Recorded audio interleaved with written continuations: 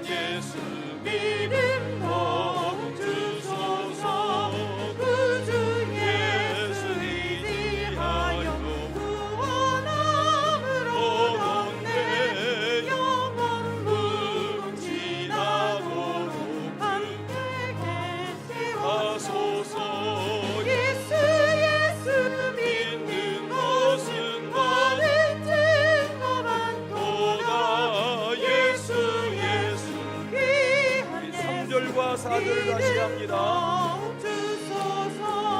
구주 예수 의지하니 죄악에서 버리네 아니 받고 영생함을 주께 모두 얻었네 예수 믿는 것은 다른 증거 많도다 예수 귀한 예수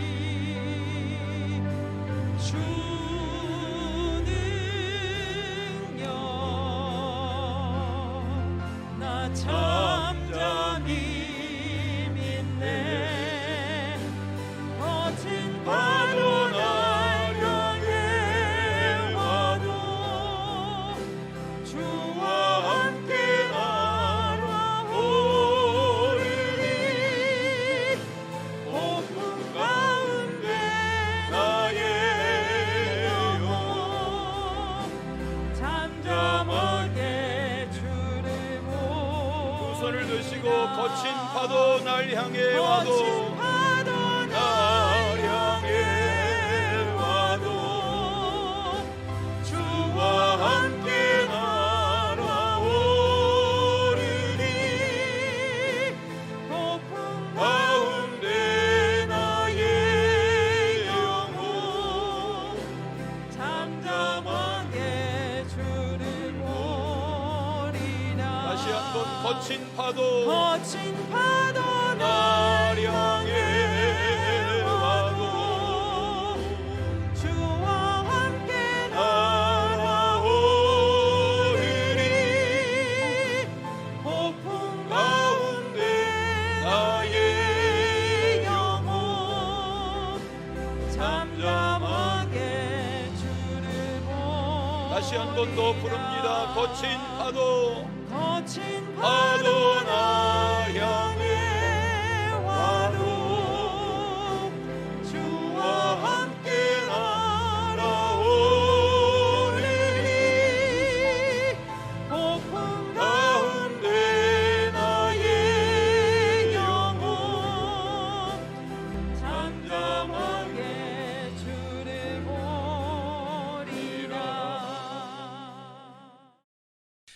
하나님 아버지 감사합니다. 월요일 밤부터 시작된 이 영상 말씀 성회에 오늘 금요일까지도 동행해 주시고 함께 하시니 감사합니다. 오늘 황성호 선교사님 모시고 집회하는 이 밤에 은혜를 내려 주시옵소서. 주님, 말레이시아 선교 현장에서 훌륭하게 사역하는 주의 종에게 그동안도 함께 하신 것처럼 붙들어 써 주시기를 원합니다. 오늘도 분주하게 가정에 둘러앉은 사랑하시는 모든 성도들에게 말씀으로 빚어주시고 마음을 만져주시며 은혜를 내려 주시옵소서. 새벽마다 밤마다 모여 함께 은혜를 나누기에 분주하게 살아온 이 한 주간 유종의 미를 거두게 하시고 이 10월 한 달 우리에게 예비하신 풍성한 은혜를 덧입혀 주옵소서. 감사하며 예수님의 이름으로 기도하옵나이다. 아멘. 오늘 말씀은 로마서 8장 26절부터 28절까지를 제가 봉독하겠습니다. 이와 같이 성령도 우리의 연약함을 도우시나니 우리는 마땅히 기도할 바를 알지 못하나 오직 성령이 말할 수 없는 탄식으로 우리를 위하여 친히 간구하시느니라. 마음을 살피시는 이가 성령의 생각을 아시나니 이는 성령이 하나님의 뜻대로 성도를 위하여 간구하심이니라. 우리가 알거니와 하나님을 사랑하는 자 곧 그의 뜻대로 부르심을 입은 자들에게는 모든 것이 합력하여 선을 이루느니라. 아멘. 우리 황성호 선교사님의 선을 이루시는 하나님, 이런 제목의 말씀을 접하실 텐데, 우리 황성호 선교사님은 제가 태국에서 감리교 시니어 선교사 대회 할 때 말씀을 가서 전하였는데, 그때 제 곁에 와서 인사하고, 제가 싱가포르 한인교회 담임 목사인데 우리 교회에 집회 와주세요. 그래서 거기 한인교회 가서 집회하고 했는데, 그 후에 선교 현장에 원주민들에 대한 부르심을 가지고 지금 말레이시아에서 학교 운영을 하면서 원주민 학생들 가르치고 하면서 사역을 잘하고 계세요. 훌륭한 선교사님, 숭의교회에서 오래도록 부교육자도 하셨고 훌륭한 선교사님 오늘 모시고 말씀 접하실 텐데, 우리 영상이지만 박수로 모시겠습니다. 감사합니다.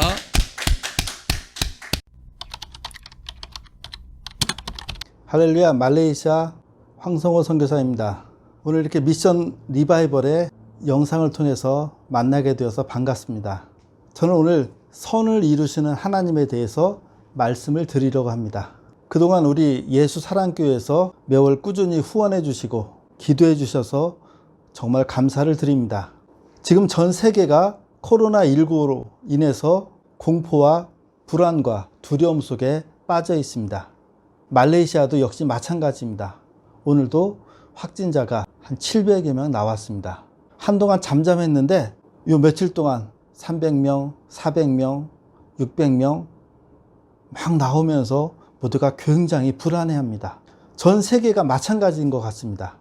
어느 나이 드신 권사님은 그런 얘기를 하십니다.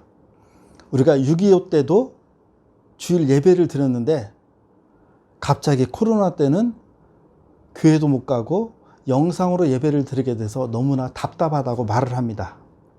선교지는 더 그렇습니다. 모든 선교사에게 다 중단되고 우리가 이곳에서 거주하는데도 많은 위협과 어려움을 겪고 있습니다. 이럴 때일수록 하나님의 뜻이 무엇일까? 하나님이 이걸 통해서 우리에게 무엇을 말씀하실까?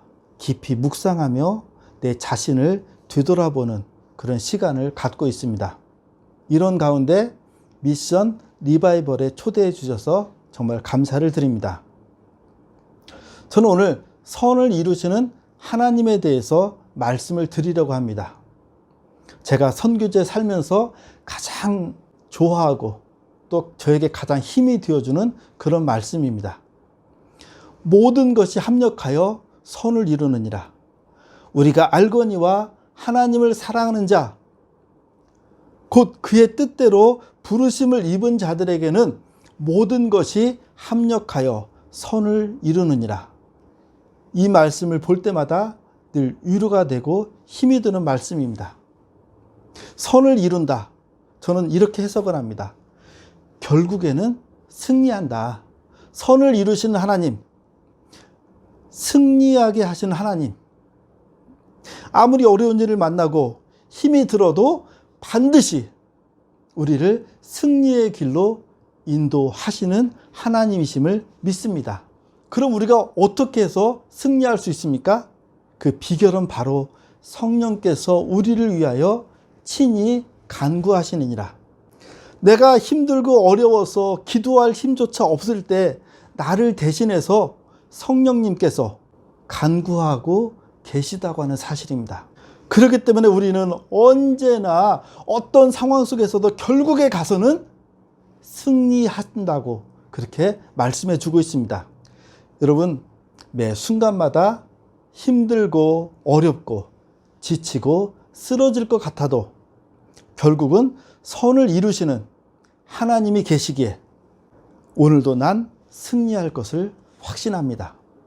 나를 위하여 간구하시는 성령님이 계시기에 내가 어떤 어려움이 와도 어떤 문제가 생겨도 나는 반드시 승리할 것을 확신합니다. 제가 선교에 대한 얘기를 잠깐 해보려고 합니다. 여러분, 선교와 전도를 어떻게 구별하십니까? 예전에 어떤 목사님은 그런 얘기를 하셨습니다. 국내에서 하는 것은 전도고 해외 나가면 선교라고 이렇게 얘기하신 적도 있습니다.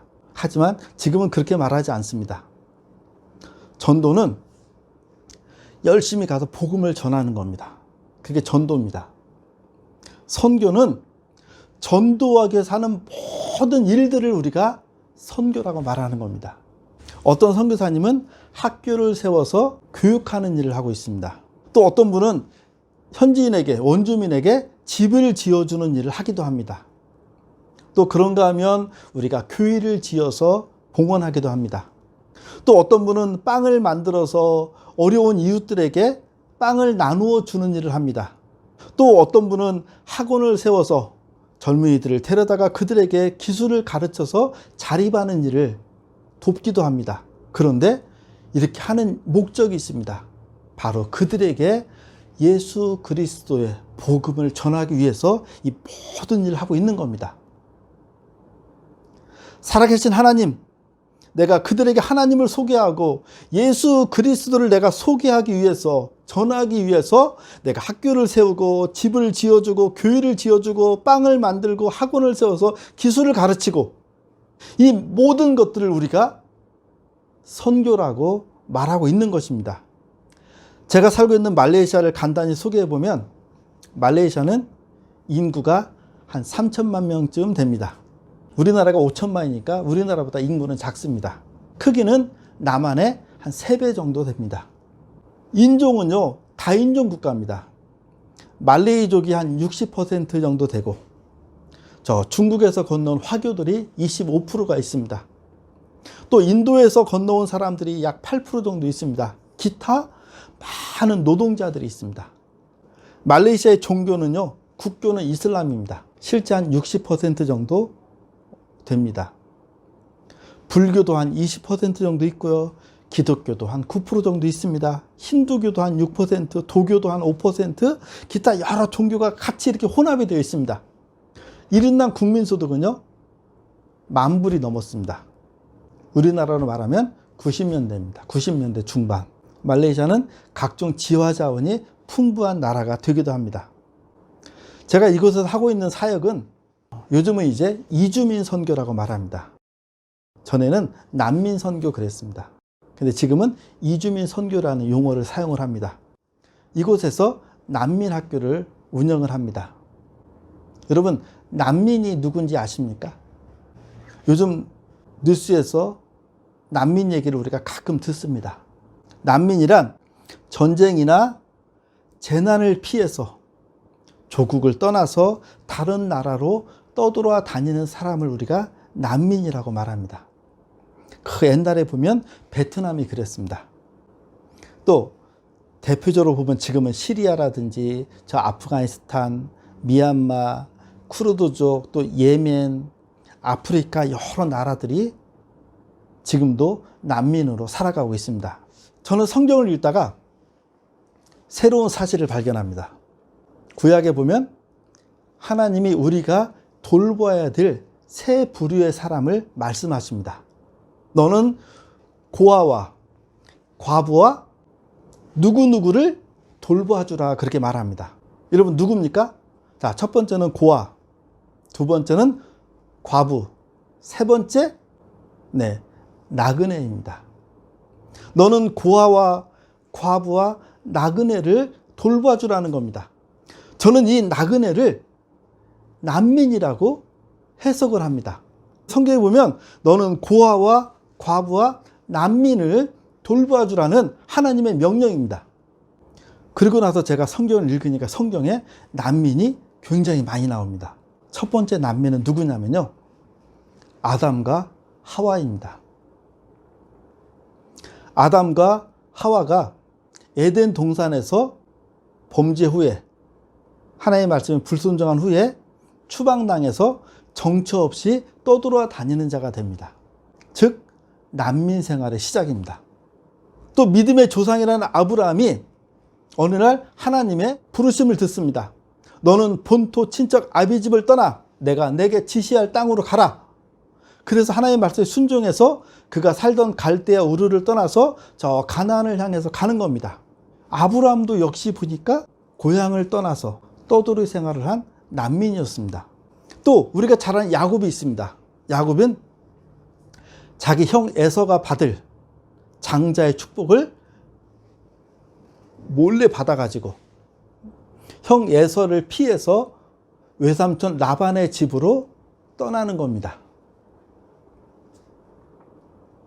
그가 광야에서 돌베개를 하고 저 하늘을 지붕 삼아 누워서 잠을 자는 신세, 그게 바로 난민의 모습입니다. 또 그런가 하면 이스라엘 백성들이 바벨론에 포로로 끌려가서 포로 생활을 합니다. 분명한 난민의 모습입니다. 성경에도 보면 이렇게 많은 난민들이 있습니다. 하나님은 그 난민들을 돌보라고 우리에게 말씀하고 있습니다. 저는 특별히 미얀마에서 건너온 난민들을 돌보고 있습니다. 미얀마는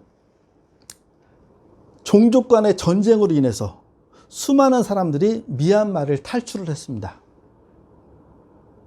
우리가 미얀마를 예전에 버마라고 불렀습니다. 미얀마는 버마라고 하는 종족이 가장 큰 종족입니다. 전체 국민의 70%가 버마족입니다. 그리고 버마족이 쓰는 언어가 그 나라의 표준어입니다. 그리고 주변에 보면 많은 소수 종족들이 100여 개가 넘는 종족들이 있는데 그 종족들과 전쟁을 통해서 그 종족들이 미얀마를 떠나서 주변 국가로, 일부는 중국으로 건너가고 일부는 태국으로, 일부는 말레이시아로 건너와서 생활하게 됩니다.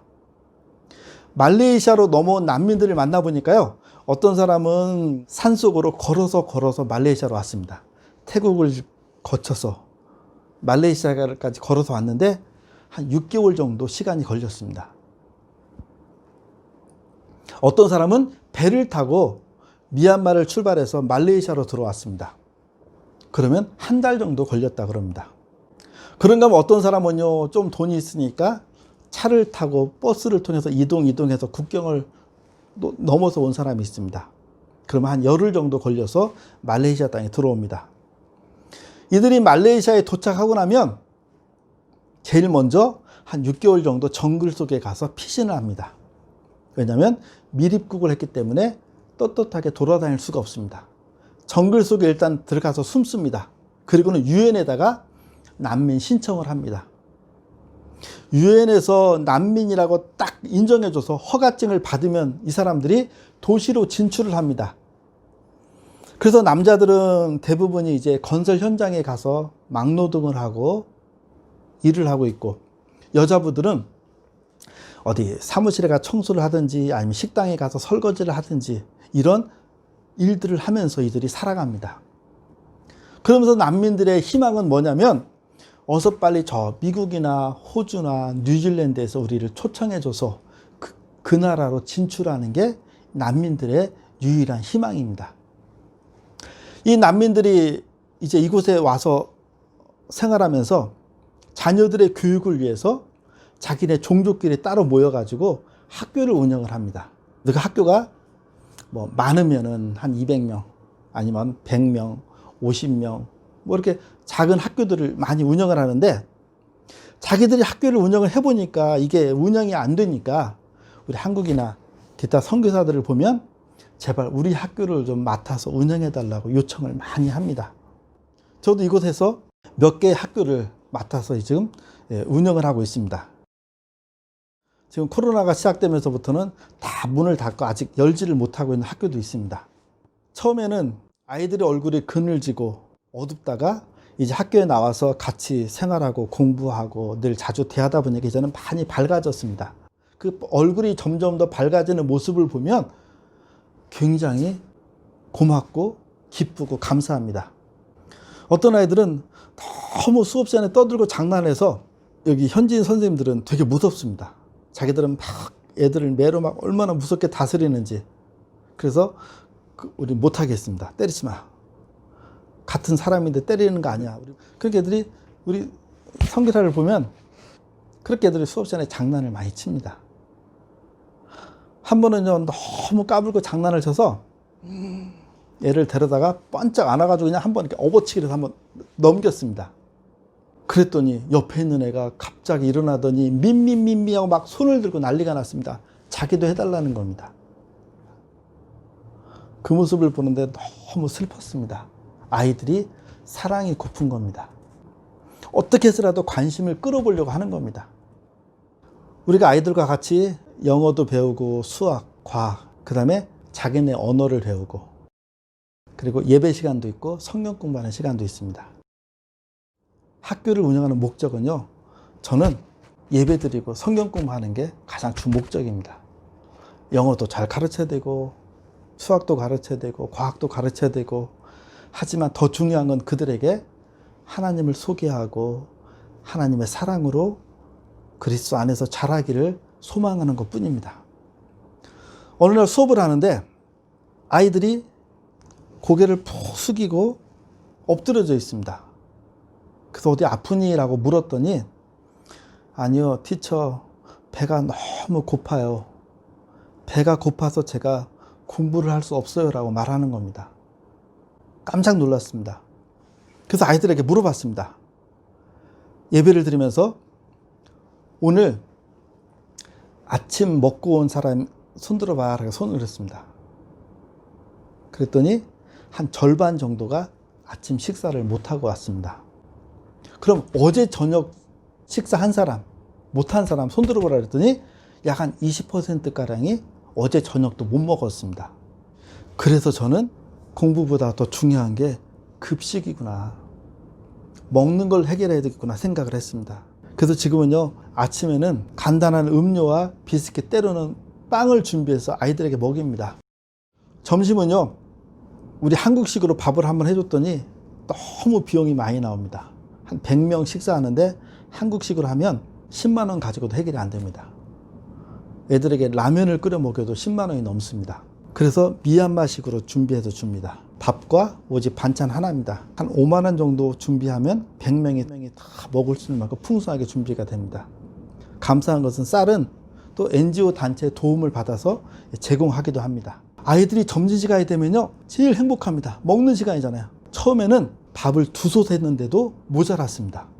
그런데요 1년쯤 지나니까 한 솥만 가지고도 충분히 먹습니다. 아이들과 같이 수업도 하고 공부도 하고 학교를 운영하면서 여러 가지를 많이 보다가 요즘 와서 이제 중점적으로 하는 게 있습니다. 여자애들은 무조건 머리를 막 기르려고 하고 있고 남자애들은 머리를 좀 단정히 깎지를 못해서 머리가 산만합니다.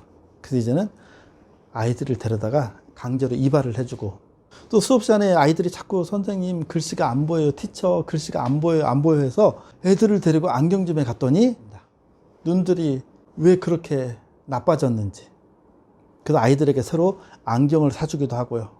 어느 날 아이들이 신발이 보니까 신발이 형편없어서 신발을 구해다 주기도 하고 또 책가방을 구해다 주기도 하고 하면서 살아갑니다. 코로나 전에는 선교팀들이 참 많이 왔습니다. 한국에서 선교팀들이 와가지고 아이들과 같이 찬양도 배우고 성경 말씀도 하고 그 다음에 한국 음식도 만들어서 나눠서 먹기도 합니다.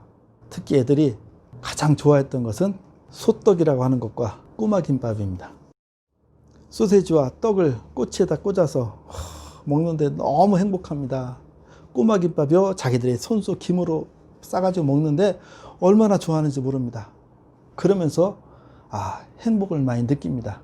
아이들을 대하면서 가장 슬플 때가 있습니다. 사실은 아이들에게는 제일 좋은 날입니다. 그것은 호주나 미국에 초청을 받고 가는 학생들입니다. 그 아이들을 전체 앞에서 이렇게 소개를 하고 그 아이들을 축복하면서 같이 기도하고 보냅니다.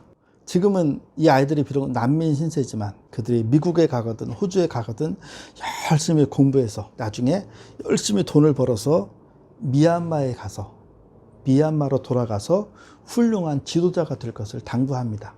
너희들이 지금 미국으로 간다고 호주로 간다고 거기서 눌러앉지 말고 주저앉지 말고 너희들이 나중에 열심히 공부하고 돈 벌어서 미얀마로 다시 돌아가면 너희들은 미얀마의 훌륭한 지도자가 되고 일꾼이 될 것이고 너희들을 통해서 미얀마가 다시 잘 사는 나라가 될 거라고 당부해서 보내고 있습니다. 그래서 무슨 일이 있어도 학교는 반드시 가야 된다. 학교를 떠나면 안 된다고 아이들에게 그렇게 당부하면서 가르치고 있습니다.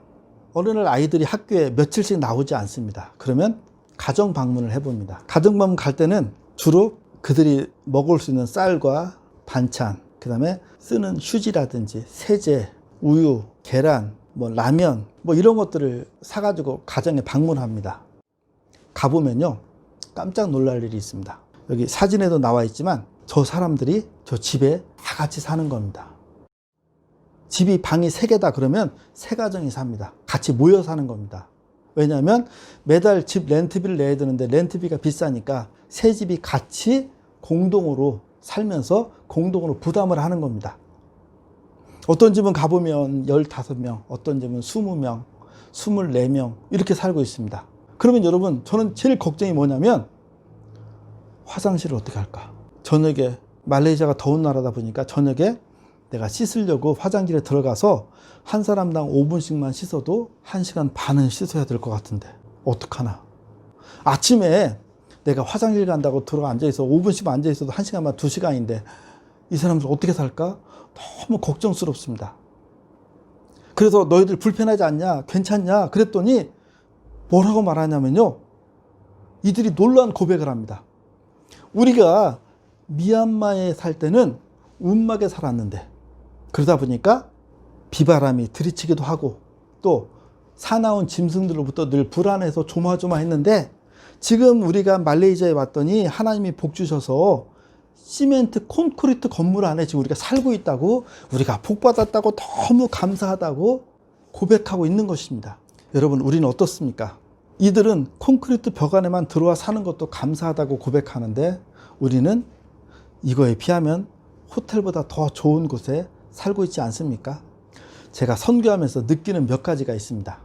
선교는 복음을 전하는 것이 목표입니다. 아까 처음에도 얘기했듯이 내가 학교를 세우고 내가 집을 지어주고 교회를 짓고 빵을 나눠주고 기술을 가르쳐주지만 이 모든 것들의 목표는요, 복음을 전하는 겁니다.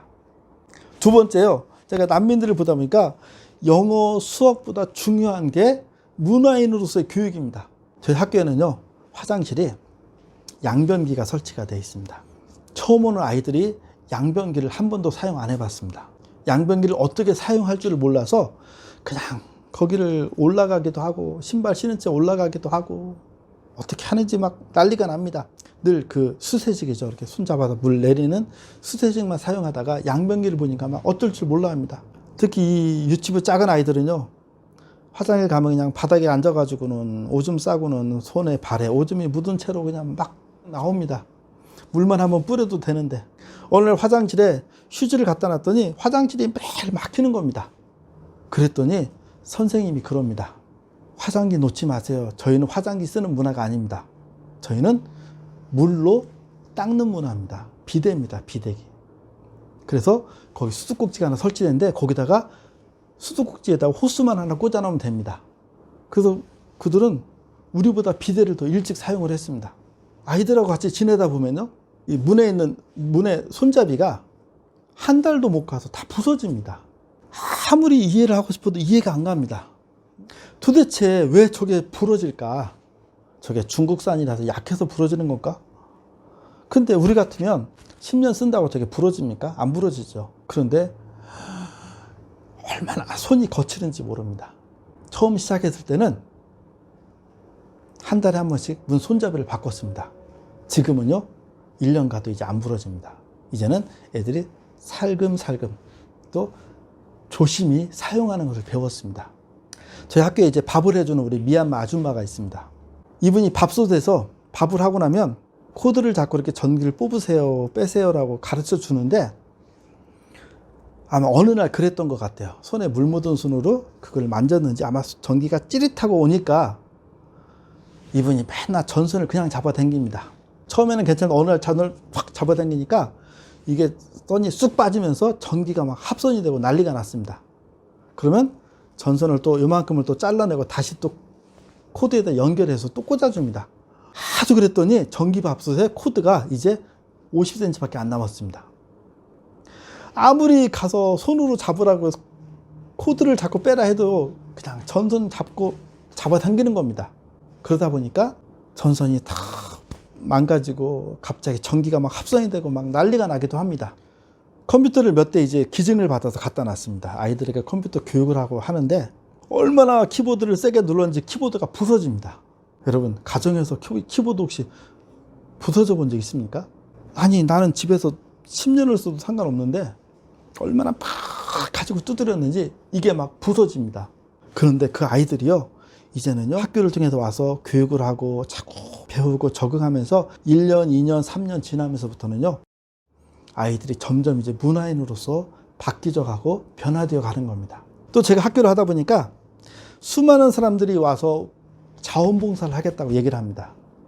또 대학생들, 청년들이 와가지고 봉사 점수 받아야 되니까 자기도 와서 봉사하겠다 그럽니다.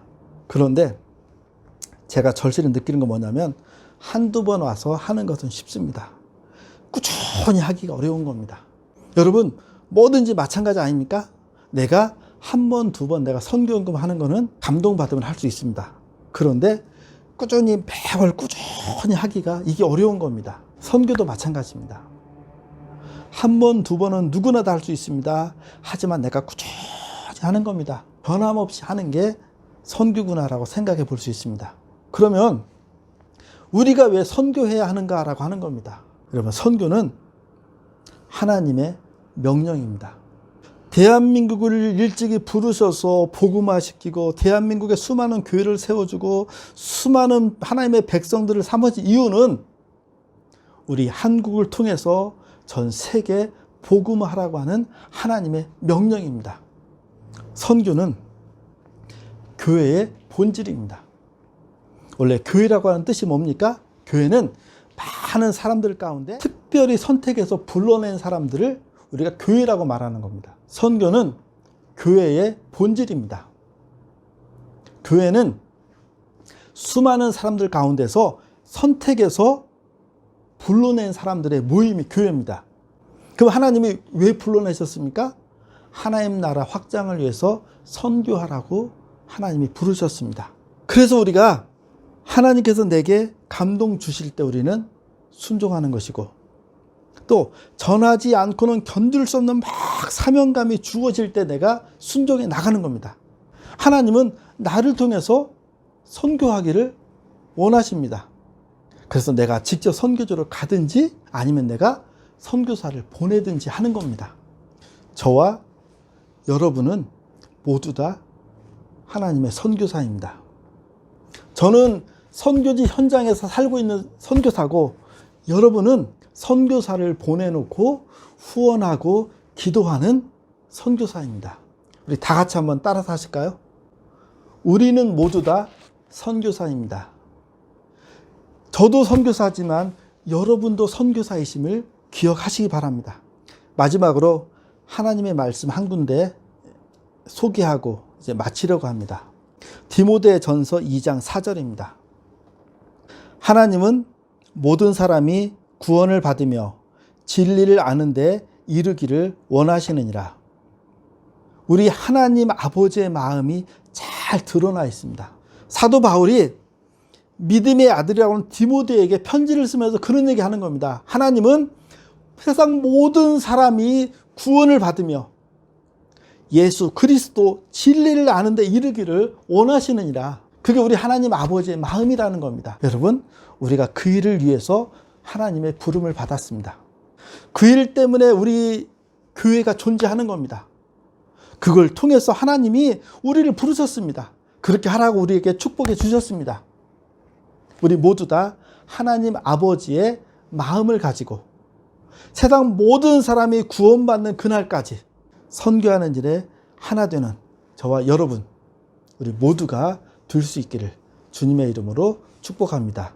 기도하겠습니다. 살아계신 아버지 하나님, 수많은 사람들 가운데 우리를 불러주시고 하나님의 자녀 삼아주심을 감사드립니다. 이제 하나님께 기도하고 간구하기는 정말 코로나 바이러스로 인해서 전 세계가 힘들고 어렵지만 우리가 선교하는 일에 멈출 수가 없습니다. 우리를 부르신 하나님의 목적이 있기에 우리가 순종하며 나아갑니다. 하나님, 우리를 통해서 하나님의 나라가 확장되어지게 하시고 우리를 통해서 하나님을 모르는 자들에게 예수 그리스도의 복음이 전파될 수 있도록 하나님 은혜를 더하시고 인도하여 주시옵소서. 선교를 위해서 애쓰고 수고하는 손길마다 하늘의 복으로 충만하게 채워주시고 그들에게 하나님이 주시는 기쁨과 감격이 있게 하시고 세상 모든 사람이 구원받기를 원하시는 하나님 아버지의 마음을 알아서 우리가 하나님의 마음을 시원케 해드리는 우리 모두가 될 수 있도록 하나님 축복하시고 은혜를 베풀어 주옵소서. 예수님의 이름으로 간절히 기도하옵나이다. 아멘. 우리 황성호 선교사님 말씀 오늘 접하셨는데 은혜로운 시간 되셨을 줄로 압니다. 우리 다시 한번 감사 박수하겠습니다. 우리 황성호 선교사님 감사합니다. 우리 찬양하라 내 영혼아 함께 찬양하고 드리신 예물 위해서 기도하고 축도로 마치겠습니다.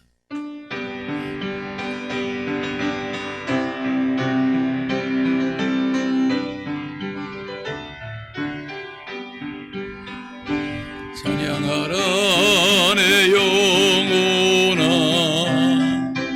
찬양하라 내 영혼아 온 마음과 정성 다하여 주 찬양하라 경배하라 내 영혼아 경배하라 온 마음과 정성 다하여 주 경배하라.